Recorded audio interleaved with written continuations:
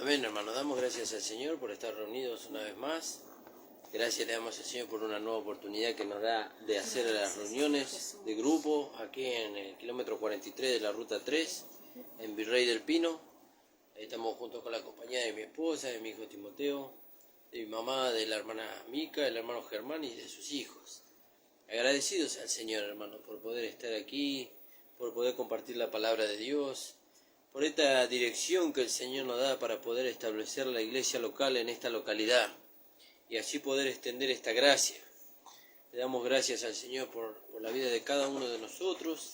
Y bueno, saludamos a todos los hermanos, saludamos a nuestro amado Pastor Ramón Encina y a los hermanos de la Iglesia del Señor Jesucristo, ubicada en la calle José Hernández 384, en el barrio El Tambo.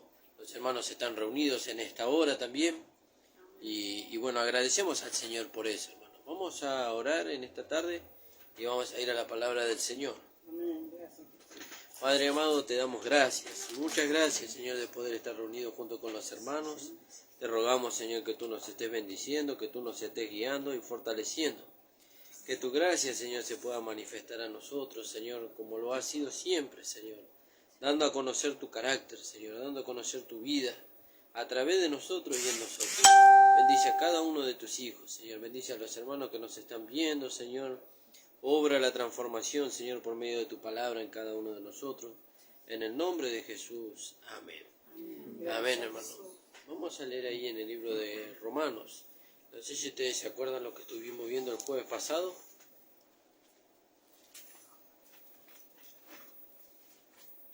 ¿O estuvieron leyendo más o menos lo que vimos el jueves pasado?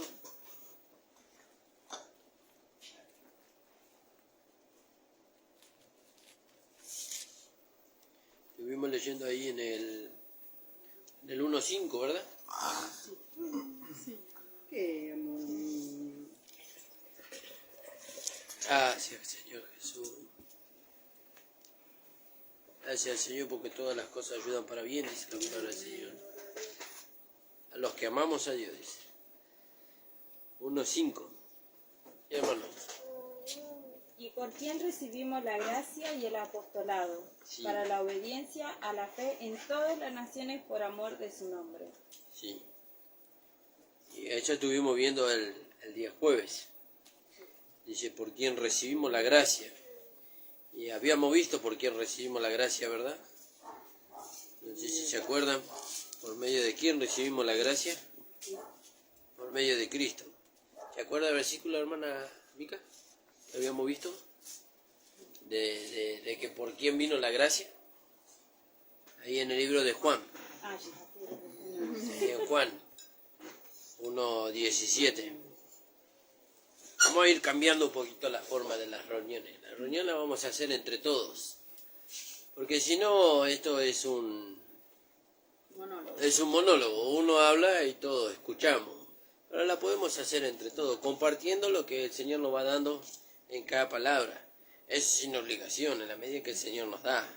Yo no le puedo obligar a usted a compartir. Capítulo 1, versículo 14, dijimos. 17, sí. Pues la ley por medio de Moisés fue dada, pero la gracia y la verdad vinieron por medio de Jesucristo. Entonces dice, por quien recibimos la gracia. Entonces, por medio de quién recibimos la gracia, según el versículo 14 del libro de 17, del libro de Juan 1, Jesucristo. por medio de Jesucristo. Y también recibimos otra cosa por medio de Jesucristo, que dice ahí en el versículo 5, recibimos el apostolado, dice. Entonces, ¿cuál era nuestro apóstol? Pablo. Claro, él designó a nuestro apóstol. Él designó, él lo señaló, eso significa, lo señaló. Por eso nosotros siempre usamos el ejemplo de la escuela. Viene el director del colegio y él señala, este va a ser tu maestro. Pero a mí me gusta aquel maestro, me gusta el aspecto de aquel maestro, me gusta cómo se viste aquel maestro. No, pero este va a ser tu maestro. ¿Y quién lo determinó? Ahí lo determinó el director. El director es aquel que le da la dirección al maestro de lo que debe enseñar y cómo lo debe enseñar para que el maestro pueda instruir a los niños. Entonces el maestro sigue una dirección. ¿De quién sigue la dirección? Del director. Bueno, Pablo tenía una dirección. ¿De quién sigue la dirección, Pablo? Del Señor Jesucristo. Y ahora nosotros seguimos una dirección. ¿Quién estableció la dirección? Y Pablo la estableció en el libro de Romanos, por ejemplo, para el fundamento de la iglesia. Y estableció también Dios pastores, evangelistas, profetas, apóstoles y maestros para el perfeccionamiento de los santos. Ellos siguen una dirección y dan la dirección. ¿Eso qué quiere decir que dan una dirección? Que nosotros no podemos hacer lo que nosotros queremos. Nosotros no podemos hacer lo que nosotros queremos. Para edificar la iglesia estoy hablando, ¿no? Para edificar la iglesia no podemos. Nosotros tenemos que seguir una dirección. ¿Y quién trae la dirección? Aquellos que Dios constituyó. Ahora, ¿cómo sabemos que aquellos que Dios constituyó tienen una dirección correcta? Bueno, para eso está la palabra. Yo, por ejemplo, como pastor en este lugar, yo doy una dirección, ¿no? Por ejemplo, hay una dirección. El día lunes nosotros vamos a dedicarlo a las 7 de la tarde para salir a predicar. Esa es la dirección. Y ustedes van a decir, ¿pero por qué nosotros tenemos que salir a predicar el día lunes a las 7 de la tarde? Bueno, la palabra de Dios dice... ¿Podemos predicar la palabra de Dios? Sí, podemos. Predicar sí. Ahora, perfeccionar no. Son dos cosas diferentes. Ahora te voy a explicar cuál es la diferencia entre una y la otra. Entonces nosotros tenemos que seguir una dirección.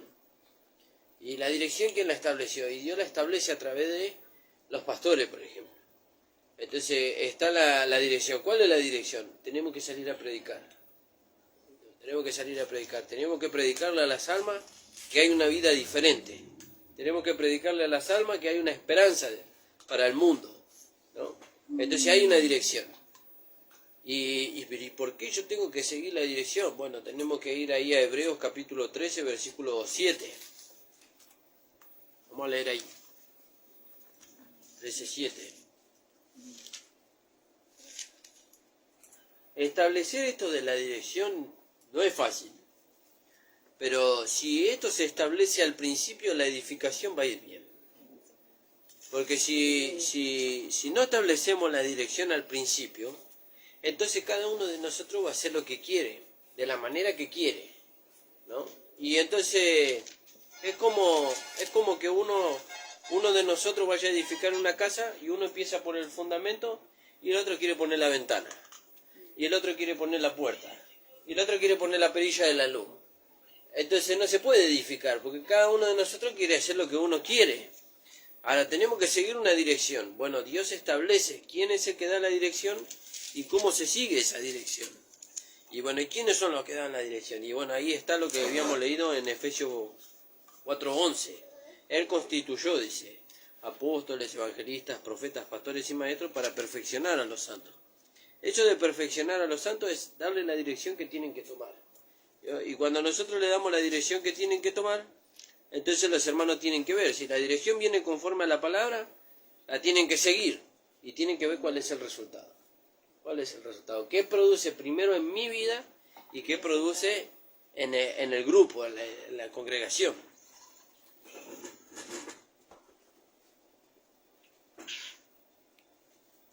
Saludamos a la hermana Mircha, al hermano Marcelo, bueno, ellos son nuestros cuñados, y a sus hijos, y a la hermana María Pucheta. El Señor le bendiga. Dijimos Hebreos 13, 7. Este versículo no se puede llevar a la vida práctica si no es por medio de la gracia. Si no es por medio de la gracia, por más que nosotros nos esforcemos en decir yo voy a seguir la dirección, yo voy a obedecer, no lo podemos hacer. Un día va a haber algo que no nos va a gustar humanamente y este versículo se va a dejar de cumplir. Por eso o es la gracia en nosotros o mejor no. Que no sea un esfuerzo. Vamos a leer el 13:7 y el otro es el 17. ¿Hebreo? Sí. 13:7.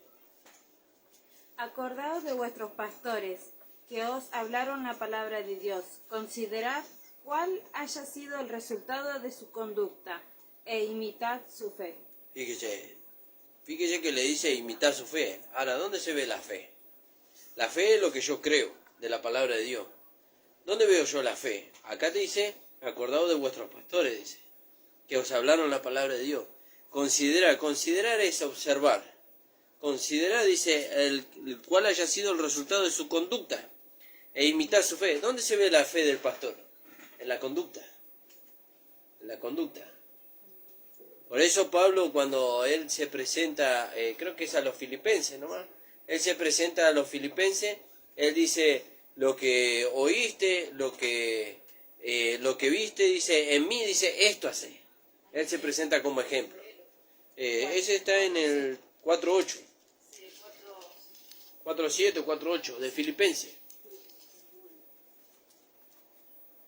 Entonces dice, considerad, dice, cuál haya sido el resultado de su conducta e imitad su fe. Imitad su fe, dice. Y en el 17 dice, obedeced a vuestros pastores, dice. Obedeced a vuestros pastores y sujetaos a ellos. Ahora, ¿cuándo yo tengo que obedecer a mi pastor? Después de que considero el resultado de su conducta. Después de que considero el resultado de su conducta, dice, obedeced a vuestros pastores y sujetaos a ellos.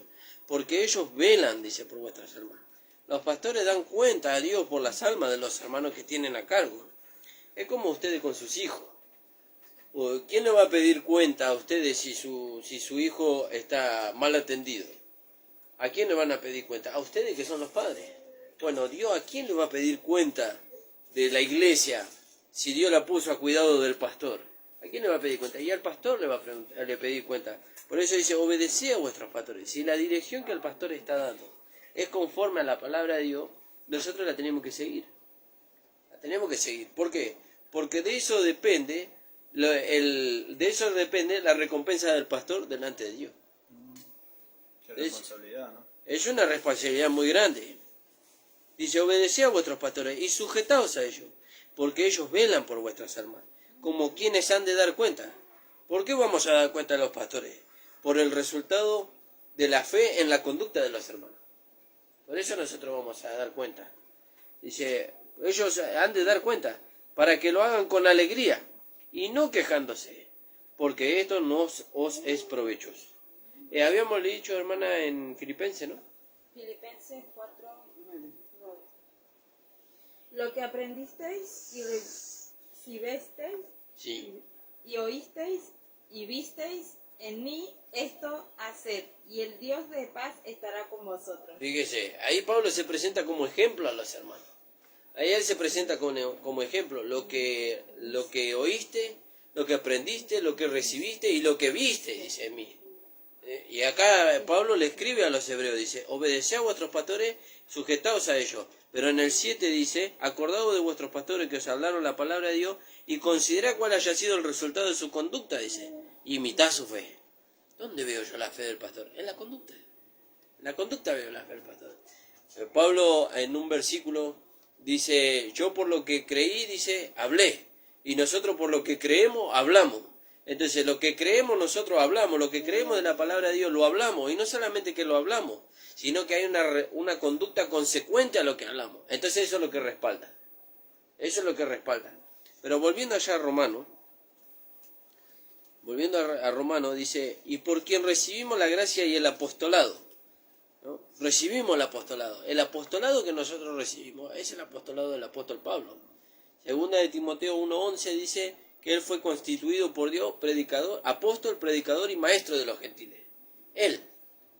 Pero ¿por qué él? ¿Por qué no otro apóstol? Porque el Señor Jesucristo lo designó a él. Eso ya lo habíamos visto en la reunión pasada, no sé si se acuerdan. Entonces Dios lo designó a él. Y entonces recibimos la gracia y el apostolado para la obediencia a la fe en todas las naciones por amor de su nombre. Entre las cuales, dice, entre las naciones, estáis también vosotros. Y acá hay un punto muy importante, entre las cuales estáis también vosotros, no traje mi versión antigua, ¿no? Entre las cuales estáis también vosotros, llamados a ser de Jesucristo. Acá en el versículo 6, hermana Mica, usted puede leer ahí. En Romanos 1:6. 1:6, léalo allí. Entre las cuales estáis también vosotros, llamados a ser de Jesucristo. Fíjese, ahí cuando dice llamados a ser, en la versión original, sí, pero creo que también ahí está. Lo voy a buscar después.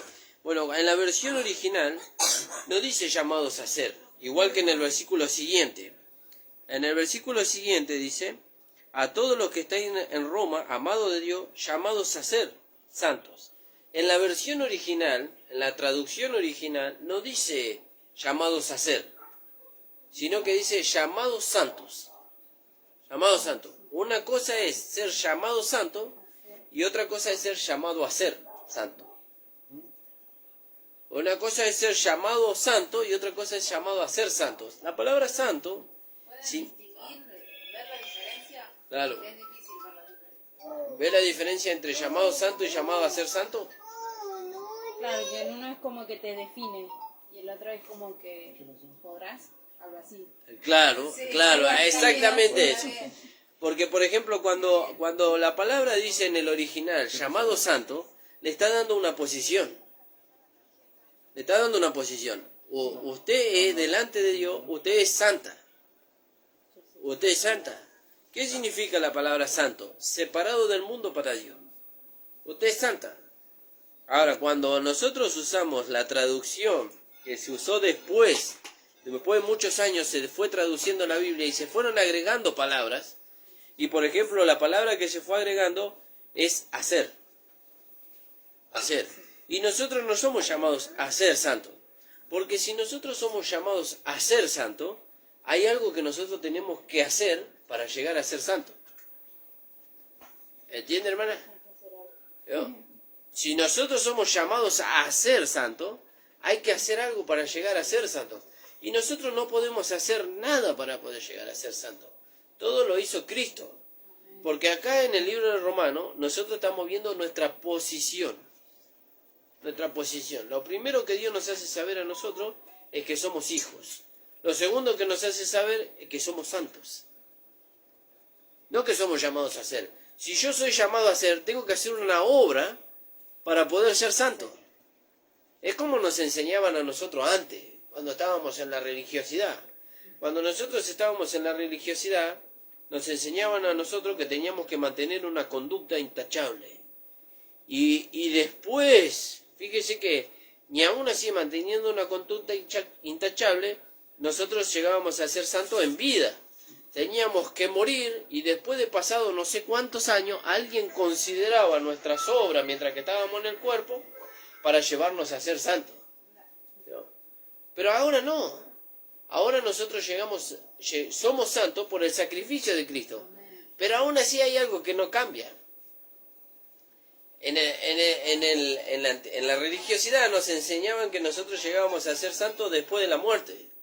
Y ahora nosotros también somos santos después de la muerte. ¿Después de la muerte de qué? Después de la muerte del viejo hombre. De la vida vieja.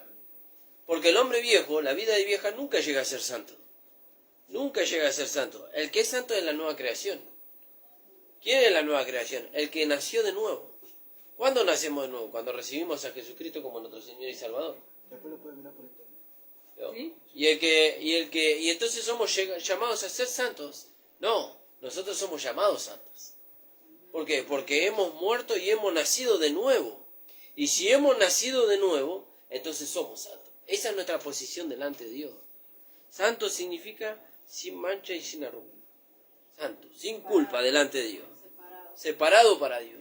Entonces, cuando Pablo escribe acá, en el original, dice, entre las cuales estáis también vosotros llamados de Jesucristo, a todos los que estáis en Roma, amados de Dios, llamados santos. No es lo mismo que llamado a ser. No es lo mismo que vos le digas a tu hijo, si vos guardás una conducta vas a ser mi hijo, a que vos le digas, por más conducta mala que se manifieste en vos, vos no dejás de ser mi hijo. Lo que no, él no pierde su condición de hijo. Él no pierde su condición de hijo. Lo que él puede perder en un momento es su relación con vos. Vos te vas a enojar a causa de una conducta que se manifiesta en él y tal vez no le vas a hablar por un tiempo. Pero él se arrepiente. Se vuelve a la comunión con vos y vos restaurás la comunión con él. ¿Y dejó de ser hijo mientras vos estabas enojado? No dejó de ser hijo. No dejó de ser hijo. Él siguió siendo hijo. Bueno, nosotros seguimos siendo hijos. Pero lo que se rompe ahí es la comunión. Y Dios está esperando que nosotros dejemos lo otro, no dejemos la comunión, dejemos lo otro, para volver a la comunión con Él. Entonces, qué hermoso esto de saber que nosotros no somos santos por una conducta, sino que somos santos porque Él nos hizo santos, por el sacrificio de Él. Lo que nos hizo santos a nosotros fue la sangre derramada, no una obra que nosotros hayamos hecho. Bueno, no sé si querían compartir algo ustedes. Saludamos al pastor Juan y a la hermana Rosemary de allá de Bolivia que nos están viendo. El Señor los bendiga. Amén. No sé si querían preguntar algo o compartir algo. No, quedaba pensando en muchas cosas. Sí. Considerarse completamente, o sea, a decirse uno santo, digamos, es algo Como que golpea muy fuerte. sí, es como que Yo capaz santo. que hasta uno mismo no se considera como tal. Claro. Y saber que ya fuimos al haberlo recibido es algo increíble. ¿Sabe por qué es como algo que golpea fuerte?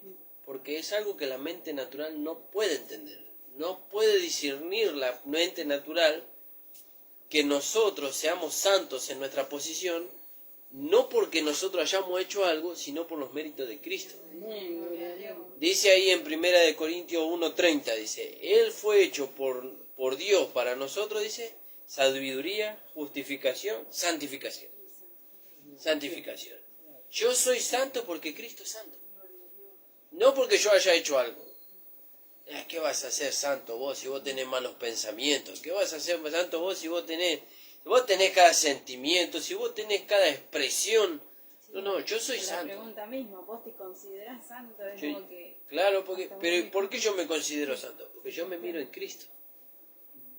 En Cristo, ¿hay alguna imperfección? No hay imperfección. ¿En Cristo hay alguna mancha? No hay mancha. Ahora, si yo me voy a mirar en la carne, y no en Cristo, entonces yo puedo decir, y no sé si soy santo.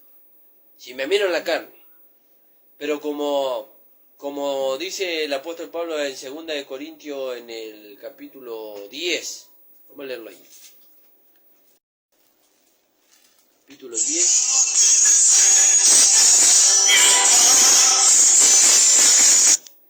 En el capítulo 10, 2 de Corintios, creo que es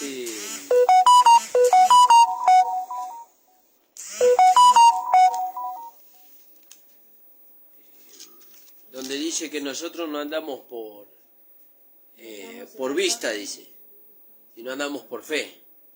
Creo que es en el 10.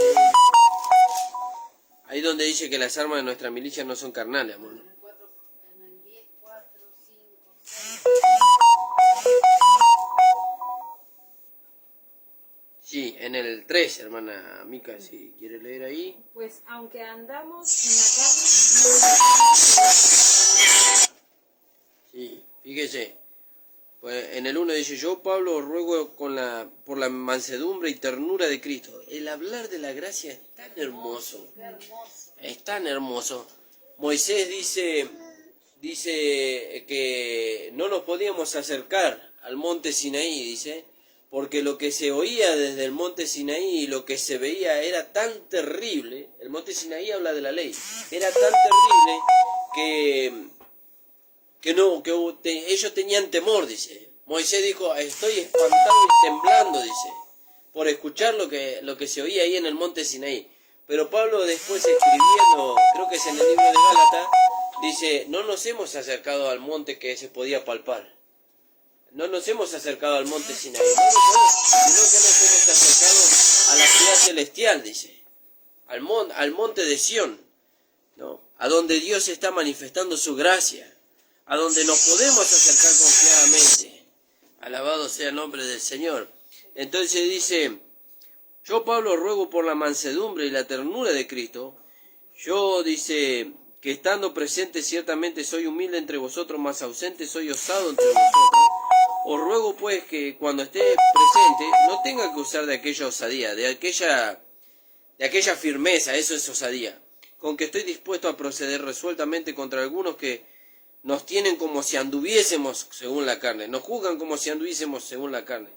Porque aunque andamos en la carne, aunque estamos en este cuerpo de carne, dice, aunque andamos en la carne, no militamos según la carne. No nos dejamos dirigir según la carne, sino según el Espíritu. Entonces, volviendo ahí a Romanos capítulo 1, para terminar ahí, Dice, entre las cuales estáis también vosotros llamados a ser de Jesucristo. A todos los que estáis en Roma, amados de Dios, llamados, ahora ya sabemos que no somos llamados a ser santos, sino que somos llamados santos, separados para Dios, separados para nuestro amado Señor Jesucristo. Él nos compró. Entonces ahora nosotros delante de Dios tenemos una posición, y esa posición no nos la puede quitar nadie. Por más que yo como pastor venga y le diga a ustedes no son santos, porque ustedes piensan así o porque ustedes hablan así, no importa lo que yo diga, lo que importa es lo que la palabra de Dios dice. Y la palabra de Dios dice que nosotros somos santos, porque Cristo nos hizo santos por medio de su sacrificio, y porque hemos creído en el sacrificio, porque el sacrificio de Cristo hace santo a todo aquel que cree, porque aquel que no cree no puede alcanzar la santificación, no puede alcanzar la salvación. Pero a todo aquel que cree en el sacrificio de Cristo alcanza no solamente la salvación, sino que alcanza la santificación. Bueno, no sé si quieren preguntar algo o entendieron. O salía ese atrevimiento. Sí. Gracias, Señor Jesús. Saludamos a nuestro hermano Gustavo, nuestra hermana Esther, que nos está viendo. Dios la bendiga también. Y bueno, no sé, hermana. No, eso es lo que te preguntamos hace rato. Sí. Y vos habías hecho una pregunta. ¿Cómo era? Quizá lo hice perder por todo lo que le dije. No, si somos capaces de salir a predicar. La capacidad no la da el Señor. La capacidad no la da el Señor. Como que no, bueno, me pregunto, y después todo eso. Claro, nosotros para predicar, por ejemplo, ustedes son nuevos, digamos. Ustedes nos acompañarían a nosotros y aprenderían de nosotros. Va a llegar un momento donde ya el Señor los va a capacitar a ustedes para predicar. Predicar es hablar de lo que Cristo hizo, de lo que Dios hizo por medio del sacrificio de Cristo en beneficio del hombre. Hablarle del amor del Señor. Bueno, hay hermanos que son nuevos y yo no sé cómo hablarle a la gente del Señor. Bueno, ahí están los hermanos más viejos, digamos, en el camino del Señor, para que ellos los vean y los imiten, como dice el apóstol Pablo, lo que oíste, lo que viste, en mí dice esto hace, y el Dios de paz estará con vosotros, ¿no? Y entonces, ¿cómo hacemos para predicar? Bueno, ¿cómo hiciste vos para que la gente sepa el amor que vos tenías por ella? ¿Se lo contaste? Lo conté y lo demostré. Claro, bueno, ¿y cómo se lo demostraste? Yéndola a visitar, regalándole cosas. Bueno, el Señor, la manera que nosotros tenemos de demostrarle al Señor que le amamos y que somos, que le retribuimos nuestro amor frente al amor que Él manifestó, es hablándole a las personas de su amor. Es hablándole a las personas de su amor. Él no quiere que vos hagas largas oraciones para mostrarle su amor. Él no quiere que vos ayunes muchos días para mostrarle su amor. Él quiere que le hables a las personas. Pablo dice, deudores somos a todos los hombres. Esa era la manera que él mostraba cómo devolverle el amor que Dios le había manifestado a él. ¿Cómo? Y yo me siento deudor, dijo Pablo.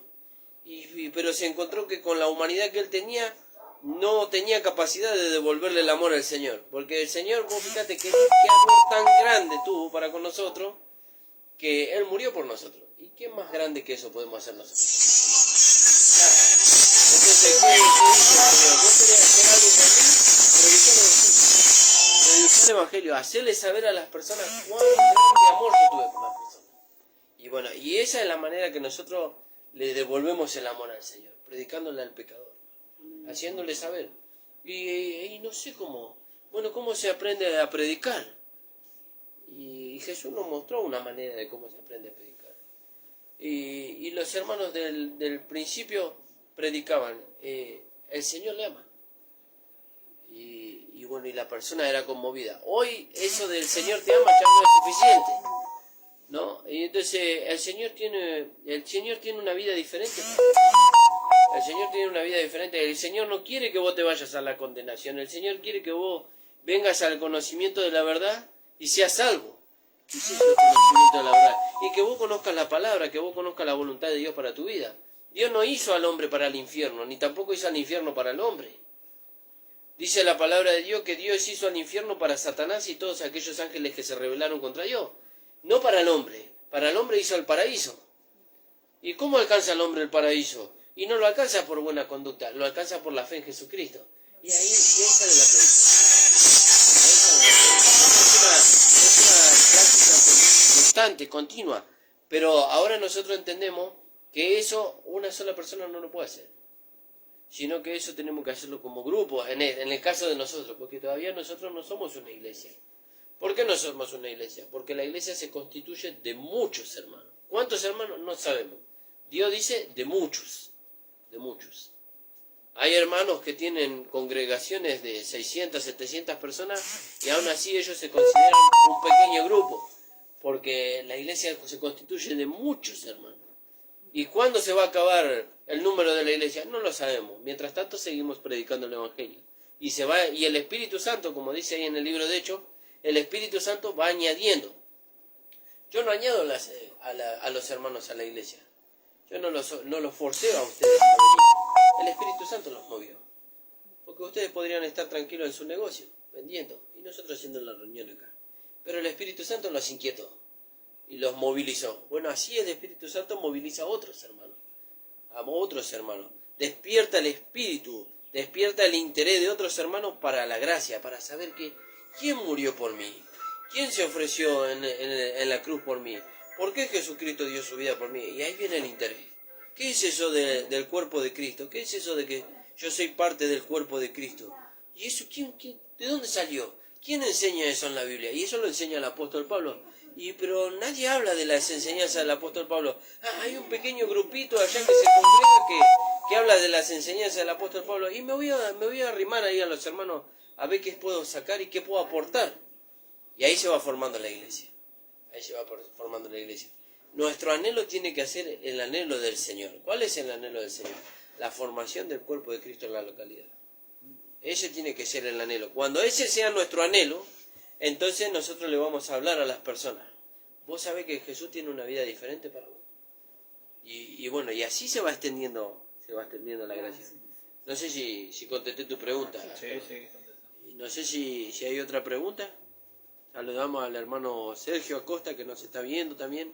Señor lo bendiga, el Señor te bendiga, hermano. Que la gracia del Señor esté con vos. Y bueno, agradecido al Señor. No sé si hay otra pregunta o algo que quieran compartir. No, decía ¿no? que el cuerpo de Cristo en la localidad para que la cabeza reine. Sí. ¿No? Porque ese es el propósito. Y para que la cabeza que es Cristo sea glorificada. Y sí. Es que nosotros decimos para que la cabeza sea glorificada, pero nosotros no nos estamos dando cuenta que cuando decimos eso, si la cabeza es glorificada, el cuerpo es glorificado. Porque una cabeza necesita un cuerpo para darse a conocer. Si no tiene cuerpo, ¿cómo se ha de conocer?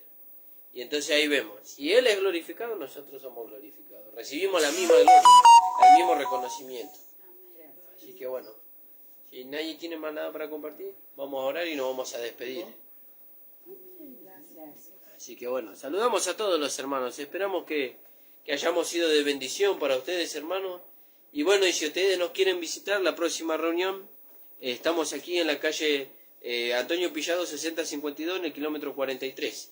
Y si se quieren comunicar con nosotros, lo pueden saber a través del Facebook, La Última Trompeta Filial Virrey del Pino, o a nuestro número de celular al 15 54 13 0999. Así que agradecemos al Señor por eso. Que el Señor los bendiga y los acompañe. Vamos a orar y nos vamos a despedir. Padre amado, te damos gracias, Señor. Gracias por tu amor y por tu grande misericordia, Señor. Gracias, Señor, porque tú nos has hecho santos por medio de tu sacrificio. Tú nos has apartado para ti, Señor. Nos has apartado, como dice tu palabra, un pueblo propio, celoso de buenas obras, Señor. Gracias te damos. Que esta gracia pueda crecer en nosotros y que tú puedas añadir las almas, Señor, para la edificación del cuerpo de Cristo en esta localidad. En el nombre de Jesús. Amén. El Señor les bendiga, amados. Amén.